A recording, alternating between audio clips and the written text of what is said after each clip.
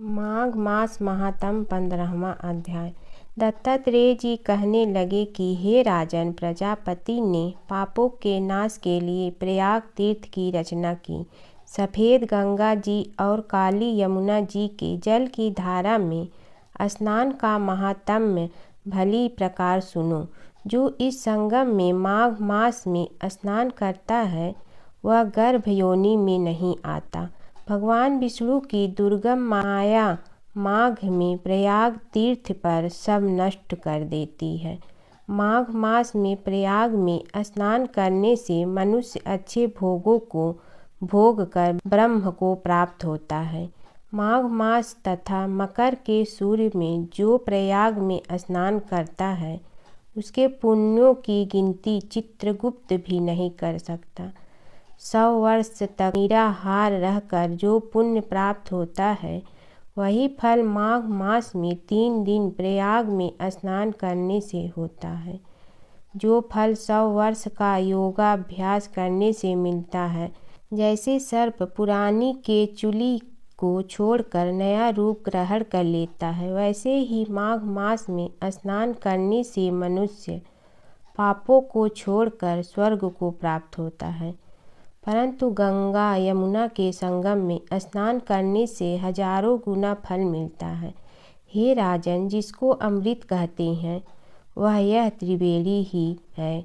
ब्रह्मा, शिव, रुद्र, आदित्य, मरुतगण, गंधर्व, लोकपाल, यक्ष, गुहाक, किन्नर आदिमादि गुणों से सिद्ध तत्वज्ञानी ब्रह्माणी, पार्वती, लक्ष्मी, सची, नयना, दिति, आदिति, संपूर्ण देव पत्नियां तथा नागों की स्त्रियों घृतांची, मेनका, उर्वशी, रंभा, तिलोत्तमा, अप्सरागण और सब पीतर मनुष्यगण कलयुग में गुप्त और सदयुगादि में प्रत्यक्ष सब देवता माघ मास में स्नान करने के लिए आते हैं। इन दिनों माघ मास में प्रयाग में स्नान करने से जो फल मिलता है वह ईश्वर ही कह सकता है।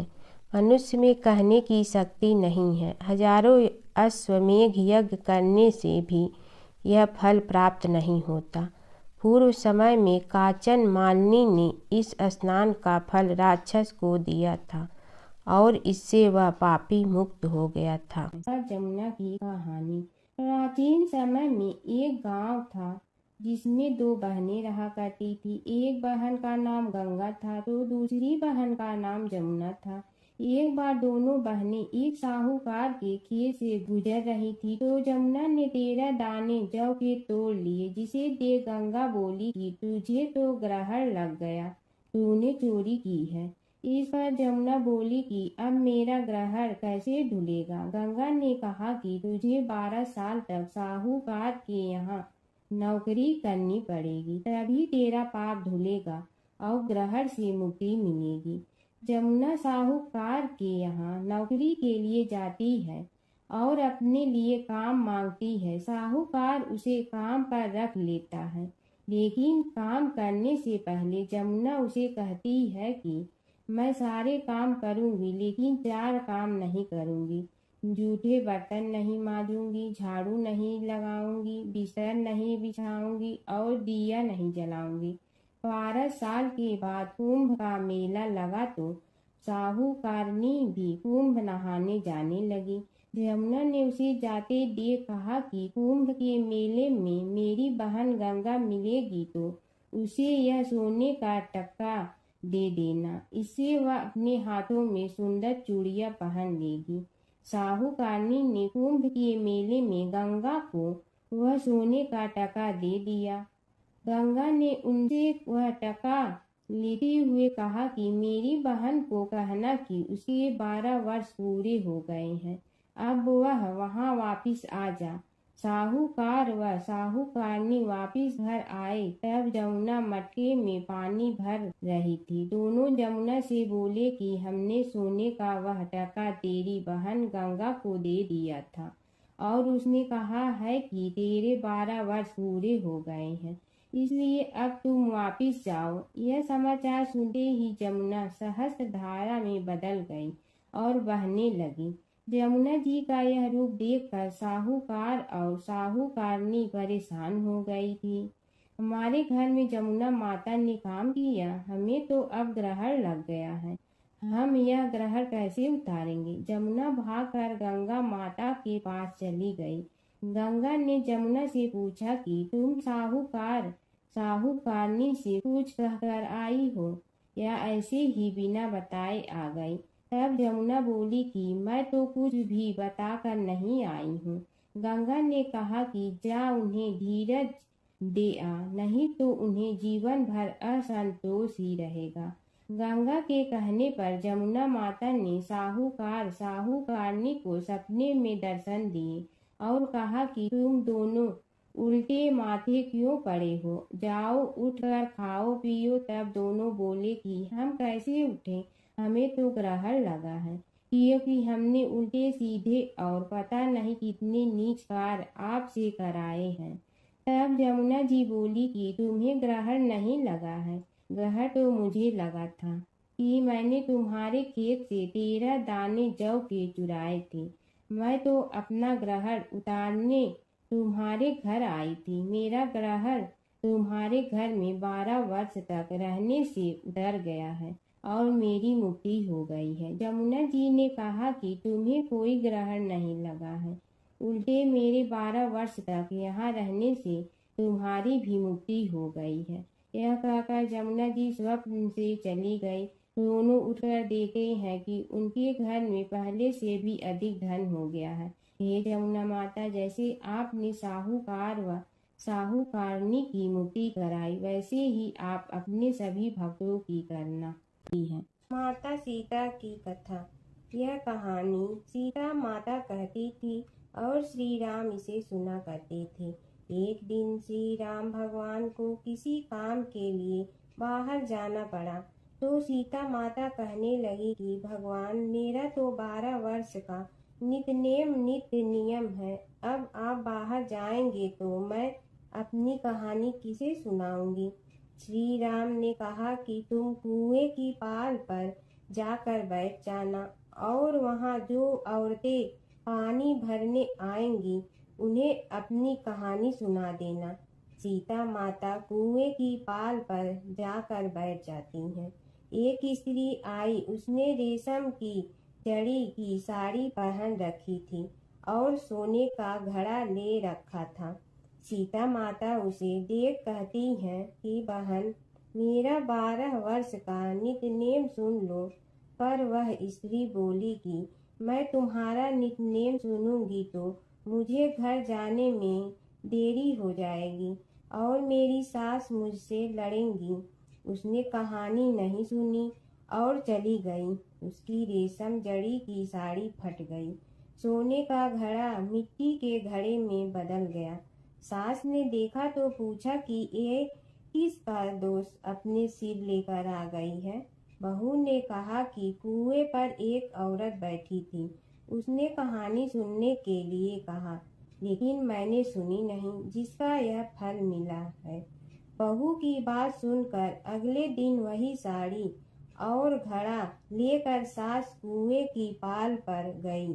सास को वहीं माता सीता बैठी मिली, तो माता सीता ने कहा कि बहन, मेरी कहानी सुन लीजिए। सास बोली कि एक बार छोड़, मैं तो 4 बार कहानी सुन लूंगी।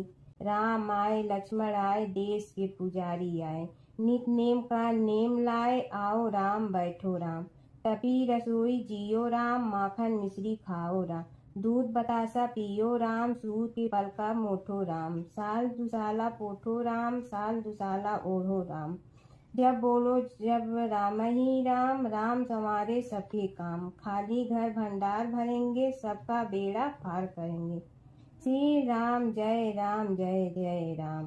सास बोली कि बहन, कहानी तो बहुत अच्छी लगी। कहानी सुनकर सास घर चली गई और उसकी साड़ी फिर से रेशम जड़ी की बन गई।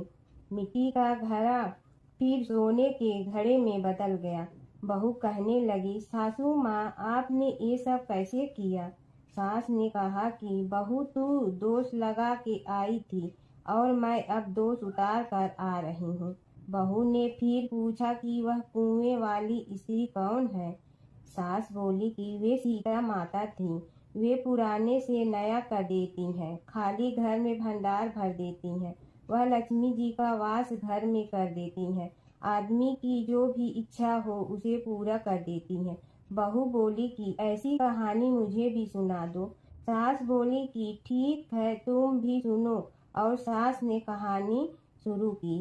राम आए लक्ष्मण आए, देश के पुजारी आए, नित नेम का नेम लाए, आओ राम बैठो राम, तपी रसोई जियो राम, माखन मिश्री खाओ राम, दूध बतासा पियो राम, सूत के पलका मोठो राम, साल दुसाला पोठो राम, साल दुसाला ओढ़ो राम, जब बोलो जब राम ही राम, राम संवारे सबके काम, खाली घर भंडार भरेंगे, सबका बेड़ा पार करें, श्री राम जय जय राम। कहानी सुनकर बहू बोली कि कहानी तो बहुत अच्छी है। सास ने कहा कि ठीक है, इस कहानी को रोज कहा करेंगे। अब सास बहू रोज सवेरे उठती, नहाती धोती और पूजा करने के बाद नित नेम की सीता की कहानी कहती। एक दिन उनके यहाँ एक पड़ोस की औरत आई और बोली कि बहन जरा सी आँच दे ना। तो वह बोली कि आज तो अभी हमने जलाई ही नहीं। पड़ोसन ने कहा कि तुम सुबह 4 बजे से उठकर क्या कर रही हो। फिर उन्होंने कहा कि सुबह उठकर हम पूजा करते हैं, फिर सीता माता की नित नेम की कहानी कहते हैं। पड़ोसन ने उसी बात सुनकर फिर कहा कि सीता माता की कहानी कहने से तुम्हें क्या मिलता है। वे बोली कि इनकी कहानी कहने से घर में भंडार भर जाते हैं, सारे काम सिद्ध होते हैं, मन की इच्छा भी पूरी हो जाती है। पड़ोसन कहती है कि बहन ऐसी कहानी तो मुझे भी सुना दो। फिर वह बोली कि ठीक है, तुम भी यह कहानी सुन लो। राम आए लक्ष्मण आए, देश के पुजारी आए, नित नेम का नेम लाए, आओ राम बैठो राम। सारी कहानी सुनने के बाद पड़ोसन कहने लगी, बहन कहानी तो मुझे बहुत अच्छी लगी। अब वह पड़ोसन भी नित नेम सीता माता की कहानी कहने लगी। कहानी कहने से सीता माता ने पड़ोसन के भी भंडार भर दिए। अब तो पूरे मोहल्ले में नित नेम की कथा चल पड़ी। हर किसी की मनोकामना पूरी होने लगी। हे सीता माता, जैसे आपने उनके भंडार भरे वैसे ही आप हमारे भी भंडार भरना, सबकी भरना, कहानी सुनने वाले के भी और कहानी कहने वाले के भी। बसेरे की कहानी।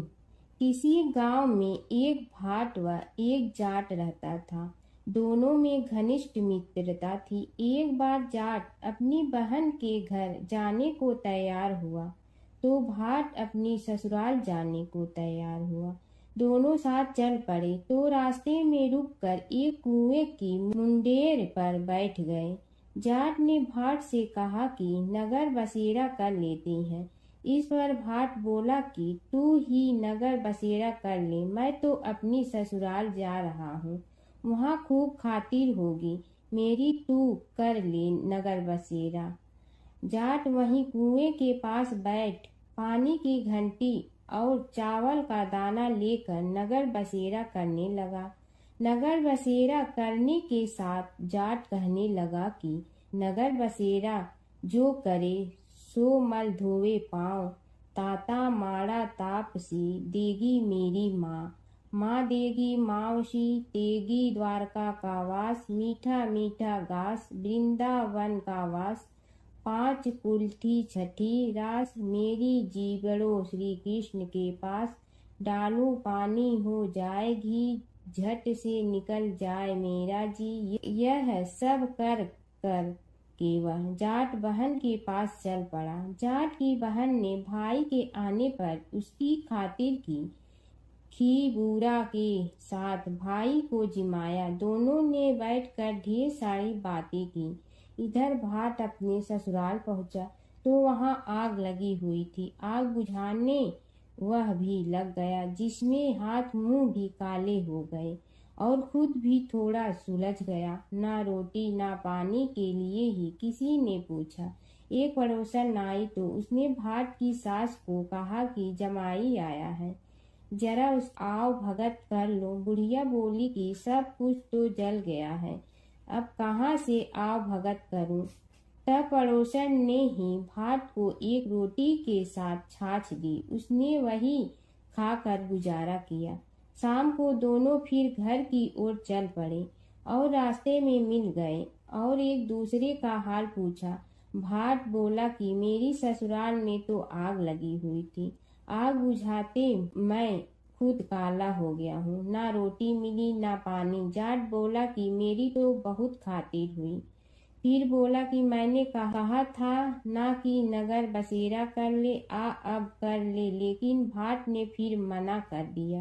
कहने लगा कि चाहे रोटी दे या न दे, तेरी तो माँ है, दही चूरमा का पेड़ा धरा पाएगा। भाट ने फिर नगर बसेरा नहीं किया, जाट ने कर लिया। नगर बसेरा जो करे सो मल धोए पाँव, ताता मारा तापसी देगी मेरी माँ, माँ देगी मावसी देगी द्वारका का वास, मीठा मीठा घास वृंदावन का वास, 5 कुल्ठी छठी रास, मेरा जी बड़ो श्री कृष्ण के पास। डालू पानी हो जाए घी, झट से निकल जाए मेरा जी, करके वह चल पड़ा। घर पहुँचते ही जाट की मौसी ने बहुत लाड प्यार किया। उधर भाट घर गया तो उसकी भैंस खो गई थी। बाप एक लाठी रखे तो दूसरी उठाए और कहने लगा कि ससुराल गया तो आग लगा दी, अब यहाँ आया तो भैंस खो दी। बाप ने कहा कि पहले भैंस लेकर आ, तभी रोटी पानी मिलेगा। सारा दिन भाट भैंस ढूंढता रहा, लेकिन उसे भैंस नहीं मिली। जाट और भाट की मुलाकात फिर से बाजार में हो गई। जाट ने भाट के हाल चाल पूछे तो भाट बोला कि आते ही भैंस खो गई, बस उसी दिन से भैंस ढूंढ रहा हूँ। रोटियां का तो पूछो ही मत। जाट ने कहा कि मैंने तो पहले ही कहा था कि नगर बसेरा कर ले। जाट की बात सुनकर भाट बोला कि तेरे नगर बसेरे में इतनी ताकत है तो चल अब कर लेते हैं। दोनों ने बैठकर नगर बसेरा किया। नगर बसेरा जो करे सो मल धोवे पाँव, ताता मारा तापसी देगी मेरी माँ, माँ देगी मौसी देगी द्वारका का वास, मीठा मीठा घास वृंदावन का वास, 5 कुल्ठी छठी रास, मेरा जीवड़ो श्री कृष्ण के पास। डालू पानी हो जाए घी, झट से निकल जाए मेरा जी। दोनों के नगर बसेरा करने पर भाट जैसे ही आगे बढ़ा तो उसकी खोई भैंस मिल गई, जिसे लेकर घर पहुंचा। घर पहुंचते ही माँ ने कहा कि लड़के को आते ही घर से निकाल दिया, सारे दिन से ये भूखा प्यासा भटक रहा है। यह कहकर उसकी माँ ने उसको खूब खिलाया पिलाया। इस घटना के बाद सारे नगर में ढिंढोरा पिटवा गया कि कब कोई अपने पीहर या सास से आते जाते नगर बसेरा करें। जैसे भाट को नगर बसेरा करने का फल मिला, वैसे ही हर किसी को मिले। धरती के प्रथम मानव स्वयंभू मनु और उनकी पत्नी शतरूपा की कथा। स्वयंभू मनु को आदि भी कहा जाता है। आदि का अर्थ प्रारंभ। सभी भाषाओं के मनुष्यवाची शब्द मैन, मनुज, मानव, आदम, आदमी आदि सभी मनु शब्द से प्रभावित हैं। यह समस्त मानव जाति के प्रथम संदेशवाहक हैं। इन्हें प्रथम मानने के कई कारण हैं। संसार के प्रथम पुरुष स्वयंभू मनु और प्रथम स्त्री थी शतरूपा। इन्हें प्रथम पुरुष और प्रथम स्त्री की संतानों से संसार के समस्त जनों की उत्पत्ति हुई। मनु की संतान होने के कारण वे मानव कहलाए।